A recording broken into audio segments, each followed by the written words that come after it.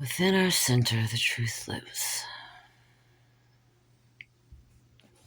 Well, let's talk about that. While I clumsily continue to paint. It's actually something that is part of something that I talk to a lot of people about. In truth, it really is kind of the whole of all things, at least within our individuality within this life. Within the center, the truth lives. I know most people who understand religion, or not understand. How could you ever understand something that uses vibrational frequencies to control the masses? We'll leave that one alone. I digress. But when you understand, or when you listen to all of the different teachings and read all the different books and read the religions and read all of the stuff, a common statement that you'll find is finding the center, and when you're whole in your center, and all that jargon. Does jargon mean words? I don't know. I might be verbose, but I'm ignorantly verbose, and I'm okay with that. Anyways, off subject again.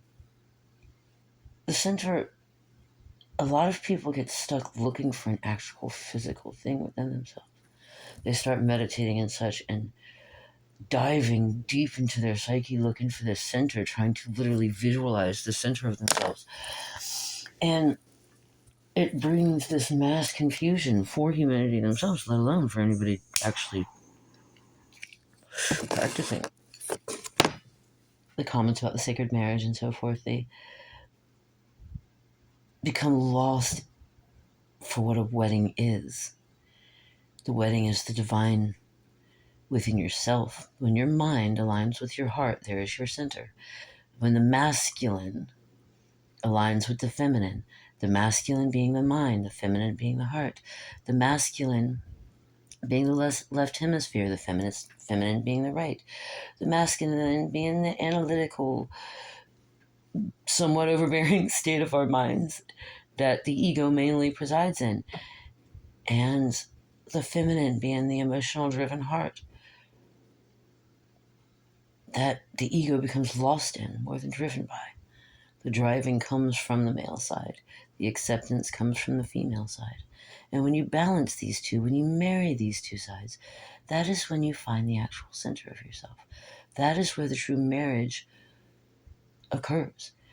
To marry on the outside was, especially the way it's become such a grand, I'm sorry for any married couples, but monstrosity, is just as a way to break the actual comprehension of what the bride chamber is, what sacred marriage really is. Now, yes, you can find your divine masculine or feminine in or human form, but not until you have a marriage within yourself first. And all those people today reaching out for marriages when they don't even understand themselves. How are you supposed to understand a marriage, let alone make it work? And this is why we have so many divorces today, because so many people are running and rushing into things without actually understanding who they are. They think they're searching for something outside themselves to make themselves whole. But it's within ourselves that the wholeness comes. The completion within realization of existence is birthed within a reality that is the reality that we give ourselves. So give yourself the reality you want. Stop chasing after something somebody else can give you. When your own divine center is the only center you're ever going to find that is divine. Nothing outside of yourself will ever bring you completion, ever make you feel whole. You will always be searching, always be looking until you can marry the two halves of yourself, which is the whole. The remembrance is the heart longing for the mind to combine, to accept each other, for them to bond as one.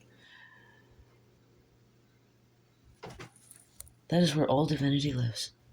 Could never not be.